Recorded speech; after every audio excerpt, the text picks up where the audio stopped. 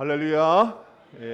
오늘 이 귀한 예배에 참석하신 여러분 모두에게 기적이 일어납니다. 아멘. 따라 볼까요? 오늘 우리에게 기적이 일어납니다. 저를 보시고 하세요. 오늘 우리에게 기적이 일어납니다. 아멘. 오늘 말씀을 듣는 여러분들에게, 그리고 이 말씀이 여러분의 심중에 새겨져서 이 말씀이 여러분의 심중에 새겨진 역사를 체험하시고, 또 오늘 말씀의 원리가 여러분의 삶에 그게 이제 발휘가 되어질 때 여러분의 입술을 통해서, 기도를 통해서 여러분 삶에 기적이 일어납니다. 오늘 말씀의 제목은 초자연적인 믿음입니다. 오늘 저거를 먼저 다 해놨나요, 그렇죠? 오늘 말씀의 핵심은 이 초자연적인 믿음, 이 제목 뒤에 이제 가로가 되어진 부분 아마 나눠 주셨을 텐데, 그 뒤에 있는 가로 안에다가 어느 구절을 써놓는 거예요. 그래서 오늘 이 말씀의 핵심을 잘 들으시고, 이따가 이제 설교가 끝나면 찬양하면서 기도하면서 이제 여러분이 이거 쓰시고 십자가 앞에 이제 그 문구를 여러분이 이렇게 붙일 텐데, 그때 그대로 여러분의 인생에 기적이 일어납니다. 우리가 보통 이제 기독교에서, 신앙에서 사용되는 용어 중에 이제 독특한 언어들이 여러 가지가 있는데, 그 중에 이제 초월적이라는 용어랑 또 초자연적이라는 용어가 사실은 이렇게 많이 통용이 되어지죠. 이 초월적, 또 예를 들면 초자연적이라는 말은 일반적으로 잘 사용하지 않는데, 왜냐하면 우리는 시간과 공간과 물질 안에서 생각하고 또 거기서 우리가 삶을 제한받기 때문에 그것을 뛰어넘는 것에 대해서는 잘 생각을 하지 않습니다. 그래서 우리가 지금 우리의 삶 속에서 보면 나에게 주어진 상황, 내가 할 수 있는 일 안에서 무엇인가를 생각하고 노력하기 때문에 사실은 그것을 넘어선 초월적이고 초자연적이라는 그 단어에 대해서는 우리가 듣긴 들어도 그렇게 와닿지는 않는 거죠. 여기서 초월적이라는 용어의 의미는 뭐냐면, 어떤 한계나 표준, 그러니까 어떤 우리가 한계를 어떤 한계를 이미 이제 이것은 우리의 한계다라고 지정해 놓고, 이것이 우리의 삶의 표준이라 생각하는 것을 뛰어넘는 것이 바로 초월적 용어의 의미입니다. 그러니까 우리가 경험하고 인식하는 것, 우리가 만약에 어떤 사물을 바라볼 때 그 사물에 대해서 우리가 바라보면서 인식하고 그것에 대해 정의를 내린, 판단한 그것이 바로 뭐냐면 우리 인식의 세계인데, 그것을 뛰어넘는 것, 그것이 바로 초월적이라는 단어의 의미입니다. 이와 비슷하게 초자연적인 것이 뭐냐면, 그 말 그대로 자연을 초월하고 자연의 이치로서는 설명할 수 없는 어떤 그 존재에 대해서 얘기할 때 초자연적이라는 단어를 쓰게 되죠. 그러면 오늘 말씀의 제목, 초자연적 믿음이라는 용어의 의미는 우리가 보통 이제 과학적으로, 물리적으로, 그리고 자연 법칙적으로 설명할 수 없는 어떤 현상을 가리킬 때 초자연적인 믿음이라고 얘기하는 겁니다.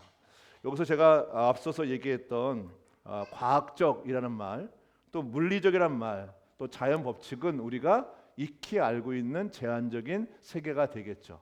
그것을 뛰어넘는 어떠한 그 현상에 대해서 우리가 믿음을 갖는 것, 그게 바로 초자연적인 믿음입니다.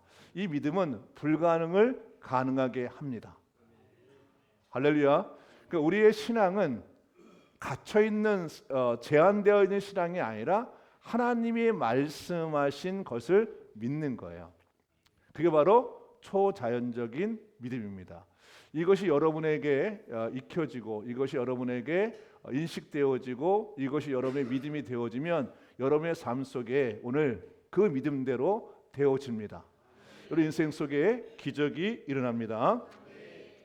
사도 바울은 이러한 초자연적인 믿음을 가지고 있는 사람이 있다고 말을 해요. 그래서 오늘 본문에 아브라함이라는 사람이 나오는데, 아브라함이 바로 그런 초자연적인 믿음을 갖고 있는 그 사람이라고 얘기합니다.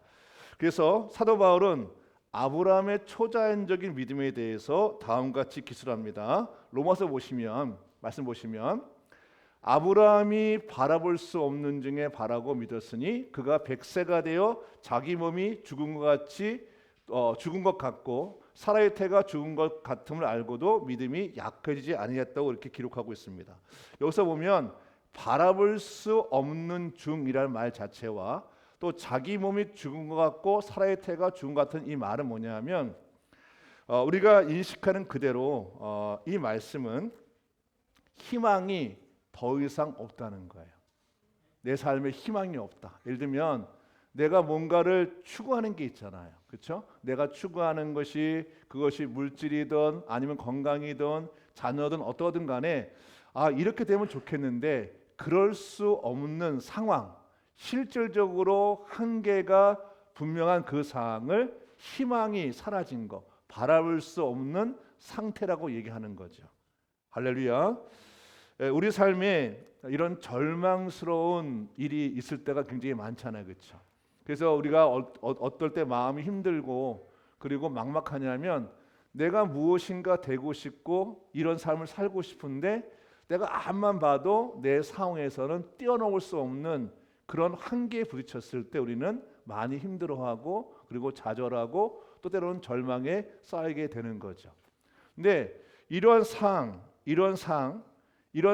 보고도 오늘 말씀을 보면 이런 상황 중에 아브라함은 어떤 초자연적인 믿음을 갖고 있었냐면 아무런 소망이 없는 그 중에 그는 그것이 이루어질 것을 바라고 믿었다는 거예요. 할렐루야. 세상은 또 내가 갖고 있는 한계는 분명해서 다시 한번 말씀을 띄워주시면 그것에 대해서 내가 도저히 생각할 수 없는데 바라볼 수 없는 중에 뭐죠? 바라고 믿었어요. 아멘. 이게 초자연적인 믿음입니다.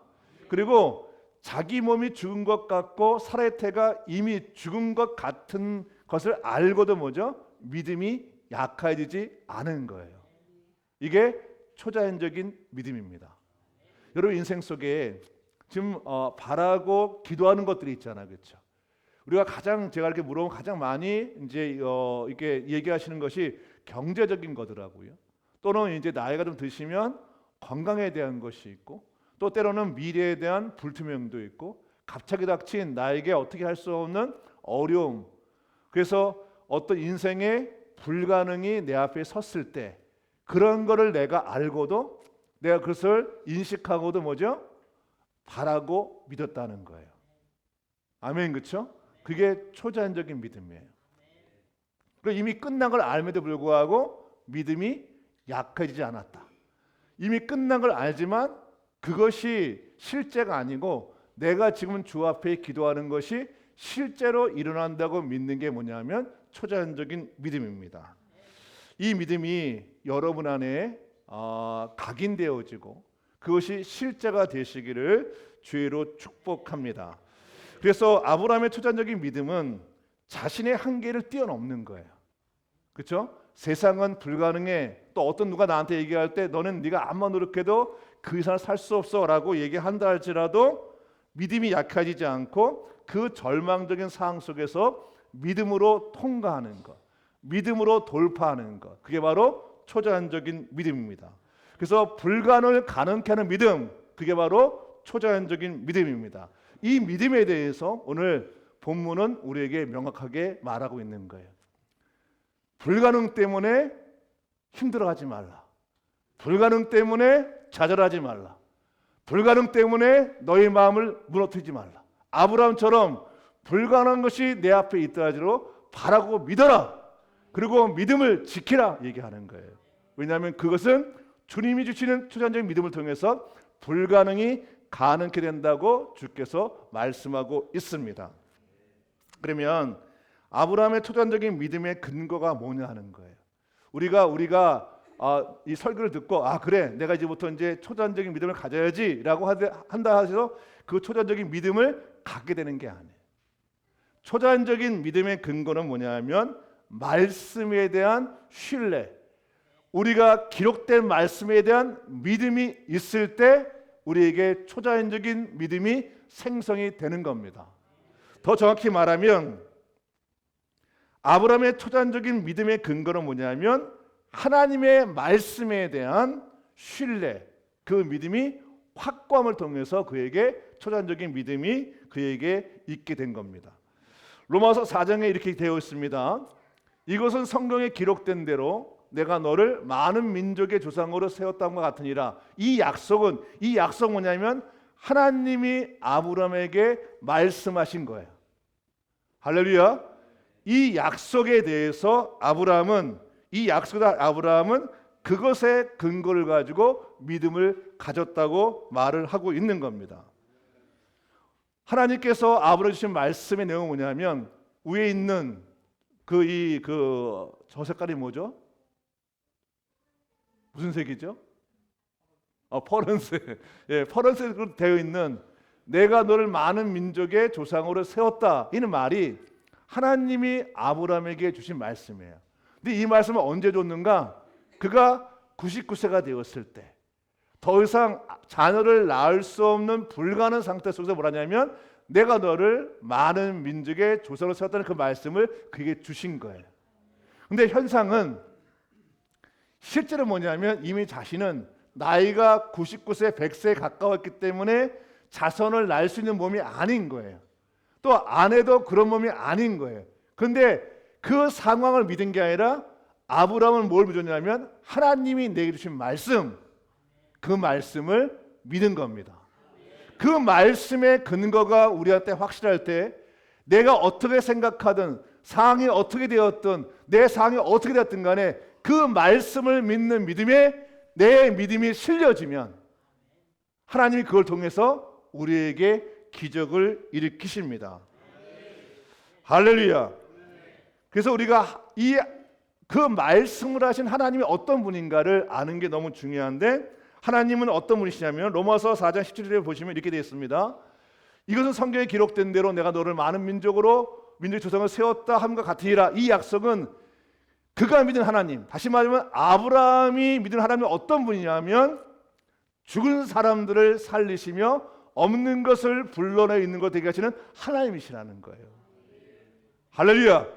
우리가 믿는 하나님, 내가 인식한 하나님, 그 하나님은 뭐냐면 죽은 사람도 살리시는 하나님이세요. 없는 것도 있는 것처럼 불러내신 하나님이세요.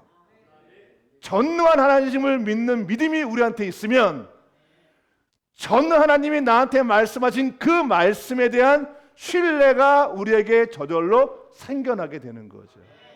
그리고 그 말씀이 내게 실제가 되어지면 내가 주 앞에 드리는 기도, 그 기도가 어떤 기도든 간에 주의 말씀대로 이루어지는 것을 경험하게 되어집니다.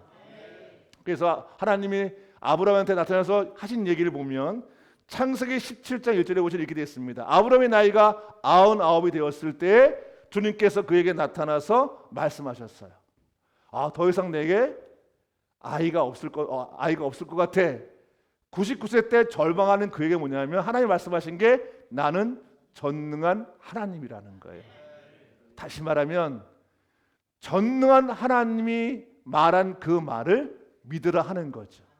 내가 너에게 자손을 주겠다는 그 말씀을 믿으면 그 말씀을 믿고 기도할 때 하나님의 기적이 그에게 일어나는 것입니다. 여러분에게도 동일한 은혜가 임합니다. 오늘 창세기 17장 1절의 말씀, 나는 전능자라 하는 말씀이 단순하게 아브라함 한 사람을 위한 것이 아니라 아브라함을 믿음의 조상으로 믿는 우리 모두에게도 동일하게 그 말씀을 하고 있는 거예요.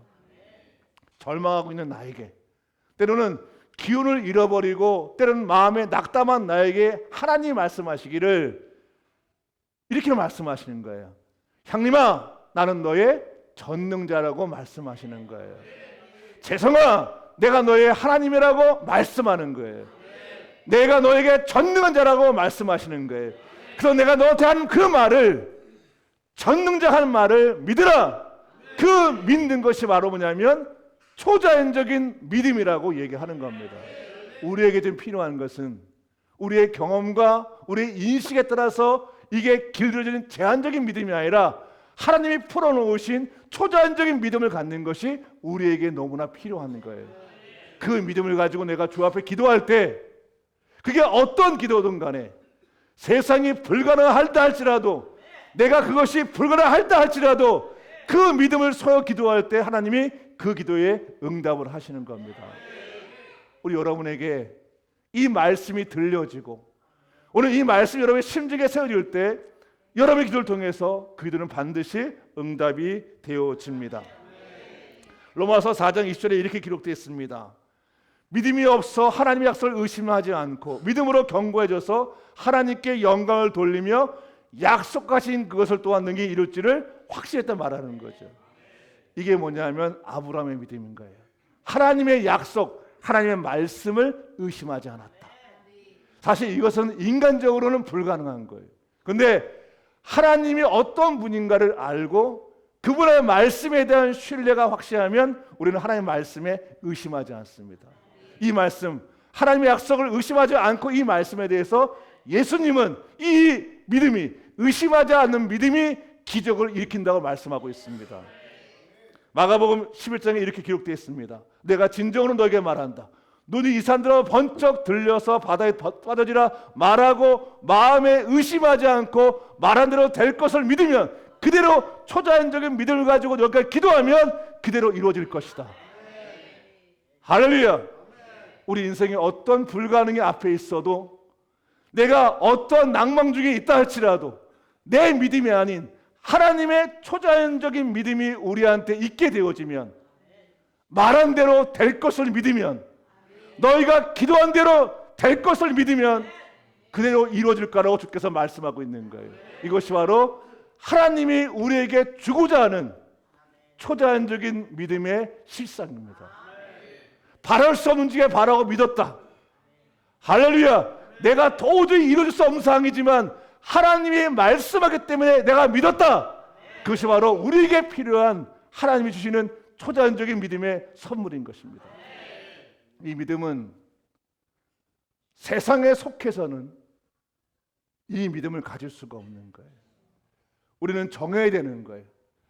세상의 생각과 사고와 그들이 말하는 진리를 내가 믿을 것인가, 아니면 성경에서 말하는 하나님의 말씀을 믿을 것인가를 선택을 해야 되는 거예요. 우리는 하나님은 우리에게 이 세상을 통치할 수 있는 믿음을 주기 원하시는 거예요. 더 이상 세상의 통치를 받는 존재가 아니라 이 세상을 통치하고 다스리는 하나님의 위대한 사람으로 세우기 원하시는 거예요. 사랑하는 성도 여러분, 여러분에게 어떤 어려움이 있든 간에 그 어려움을 보실 때 그 어려움에 여러분이 낭망하지 않기를 원합니다. 우리는 하나님을 믿습니다. 우리는 삼위 하나님을 믿습니다. 그분이 전능자임을 믿습니다. 하나님께서 세계 만물을 창조하시고 우리를 창조하시고 우리를 통해서 세상을 통치한 것을 믿습니다. 그래서 주님은 말씀을 통해서 그 말씀에 근거한 믿음을 통해서 우리에게 세상에서 감당할 수 없는 믿음, 그 초자연적인 믿음을 우리에게 주기 원하시는 거예요. 여러분이 어떠한 곳에 있든 간에 하나님 여러분을 통해서 세상을 다시 새롭게 하실 겁니다. 여러분이 어느 곳에 있든 간에 여러분이 더 이상 통치받는 존재가 아니라 통치하고 다스리는 초자연적인 믿음을 가진 사람으로 주님께서 여러분을 변화시키시고 그렇게 상황을 변화시키시고 여러분의 그 믿음을 주기 원하시는 것입니다. 그래서 오늘 마가복음 11장 23절에 이렇게 말합니다. 예수님 말씀하시기를 내가 너한테 정말 말한다. 누군지 이 산들어 번쩍 들려서 바다에 빠지라. 다시 말하면 더 이상 내 인생에 불가능은 없다고 말하고 마음에 의심하지 않고 말씀대로 너희가 기도하면 그대로 이루어질 것이다. 할렐루야. 하나님의 말씀대로 너희가 기도하면, 하나님이 전능자임을 믿고 기도하면 너에게 초자연적인 믿음을 통해서 하나님이 기적을 베푸신다고 말씀을 하는 것입니다. 초자연적인 믿음은 우리의 생각이 아니라 성경에 기록되어지는 하나님의 분명한 말씀입니다. 고린도전서의 12장에 이렇게 되어 있습니다. 성령의 나타나심의 은사에 대해서 말할 때 각 사람에게 하나님께서 성령의 나타나심을 주시는데 그 중에 하나가 뭐냐면 믿음의 은사를 주시는 거예요. 이 고린도전서 12장에 있는 구절에 있는 이 믿음은 기적을 일으키는 믿음을 얘기하는 거예요. 이 은사를 우리한테 주셨다고 주께서 말씀하시는 거예요. 우리는 이 믿음을 반드시 소유해야 됩니다. 반드시 이 믿음을 가져야 됩니다. 여러분에게 초자연적인 믿음이 생기기 원하십니까? 그렇다면 초자연적인 믿음은 가만히 있는 사람에게 주어지는 게 아니에요. 치열하게 말씀을 읽고 치열하게 기도하고 치열하게 주 앞에 전도하는 그 사람에게 주어지는 하나님의 능력인 거예요. 할렐루야. 말씀이 우리의 심중에 새겨진다는 것은 뭐냐 하면 우리 안에 있는 우리의 믿음을 제한시키고 의심하게 하는 쓰레기들이 더 이상 우리의 심중을 자극하는 것이 아니라 말씀이 우리의 심중에 새겨지는 거예요. 할렐루야. 그래서 치열해야 되는 거예요. 적당한 신앙을 가지고는 초자연적인 믿음을 가질 수가 없는 거예요. 이미 우리는 이것을 너무나 다 우리는 체험하고 있는 겁니다. 우리가 어떤 훈련을 받을 때, 은혜의 시간에 있을 때 우리는 어느 순간 이런 믿음을 갖게 돼요. 모든 걸 다 할 수 있을 것 같아요. 근데 그 예배가 끝나고 돌아갈 때, 돌아가는 도중에 그 믿음이 다시 옛날 믿음으로 돌아가기도 하고, 또 그 믿음이 3일을 못 가는 것을 보게 돼요. 왜 그런가? 하나님의 은혜 가운데 그 믿음을 체험했지만 그 믿음이 실제로 나타나는 건 뭐냐면 우리 안에 치열한 말씀에 대한 갈망이 있어야 되고, 말씀을 읽어내고 말씀을 듣고 공부하는 그 시간들이 너무 필요한 거예요.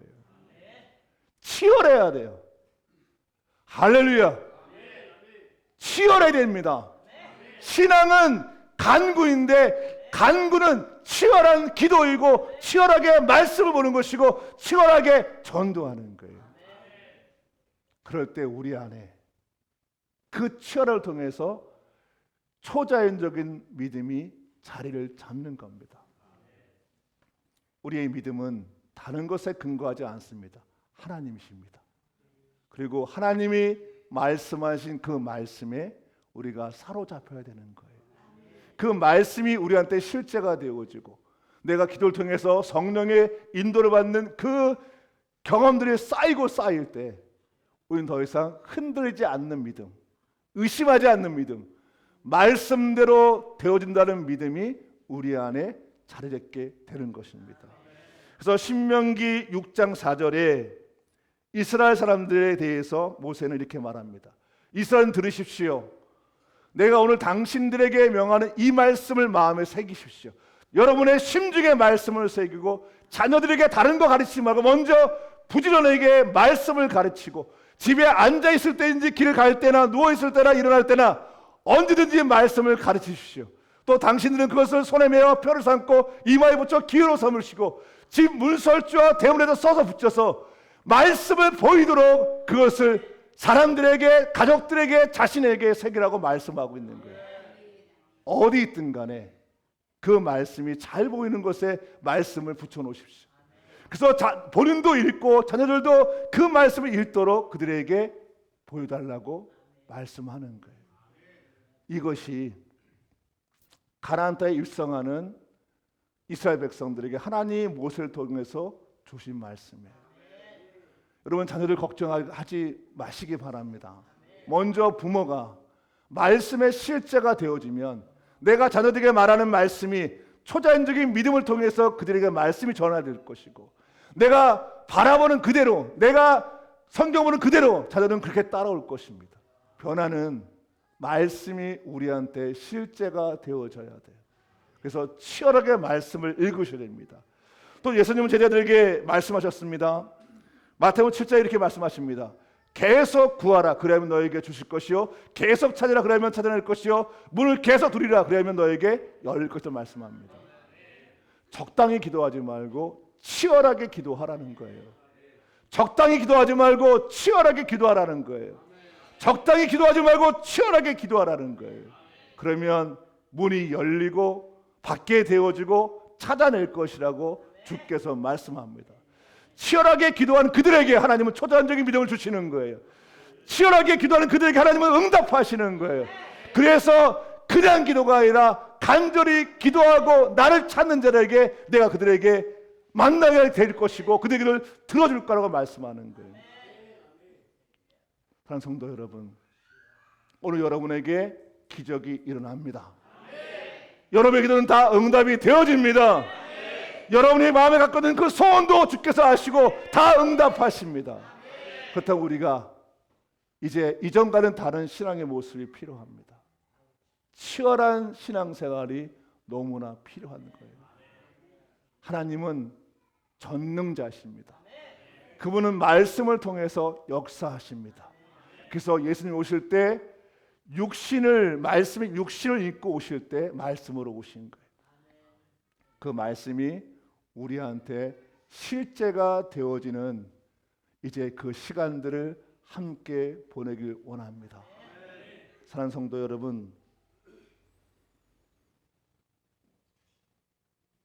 2000년 전에 오신 예수님이 이 땅에 말씀으로 오시고 우리 위해서 죽으셨을 때, 그리고 부활 승천하실 때 주님께서는 우리에게 권능을 주셨다고 얘기를 하십니다.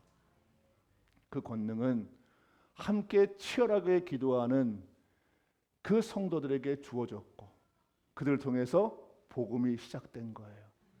복음이 전파되어질 때 사람들한테 복음을 전하고 나서 사도 바울이 먼저 한 일이 뭐냐면 사람들을 모아놓고 말씀 공부를 시작하는 거예요.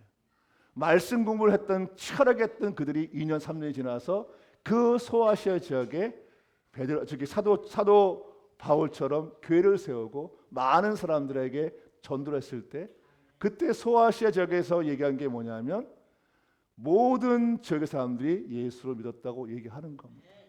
그 기적이 왜 일어났는가? 철저하게 치열하게 기도했던 사람들, 또 말씀을 배웠던 그 사람들, 그래서 하나님이 전능자임을 정확히 인식하고 그분의 말씀의 전능성을 인식하고 그의 말씀대로 기도할 때 하나님께서 그들에게 놀라운 기적을 베푸신 겁니다. 사랑하는 성도들, 더 이상 눌려 있고 더 이상 마음의 근심을 어린 상태 속에서 살기를 원하지 않았으면 좋겠습니다. 제가 한 청년에게 문자를 보냈어요. 영적 계승자가 되기 원하느냐? 영적 계승자가 원한다고 얘기했을 때 그러면 그 뜻이 뭐냐 물어봤어요. 영적 계승자가 되는 것은 치열함이에요. 할렐루야. 내가 하나님의 마음을 주셨으면 그 마음에 주셨던 그 실제가 되어지는 건 뭐냐면 치열한 신앙생활을 통해서 초자연적인 믿음을 가질 때 가능한 겁니다. 우리 누구나 잘 되기 원하지만 잘 되기 원한다고 되는 것이 아니라 잘 되기 원하는 것에 무엇인가는 치열해야 되는 거예요. 근데 세상은 여러 가지에 대해 치열하지만 우리는 기도와 말씀과 전도의 치열한 삶을 살아야 됩니다. 그걸 통해서 주는 우리들에게, 그 과정을 통해서 우리에게 초자연적인 믿음이 생성되게 되어집니다. 이제 오늘 벌써 11월 이제 마지막 주를 우리가 지금 지내고 있고 다음 주는 이제 12월인데 사실은 12월은 2025년을 맞이하는 한 달이 되겠죠. 이제 함께 우리가 치열하게 말씀을 읽어내고 치열하게 기도하고 치열하게 전도하면서 오늘 아브라함이 가졌던 그 믿음, 바라볼 수 없는 중에 바라고 믿었다. 그리고 모든 것이 다 끝난 상태 속에서도 그 믿음이 약해지지 않았다. 그 믿음을 지켰다는 그 아브라함의 믿음이 우리 모두에게 동일하게 생성되어지기를 주로 축복합니다.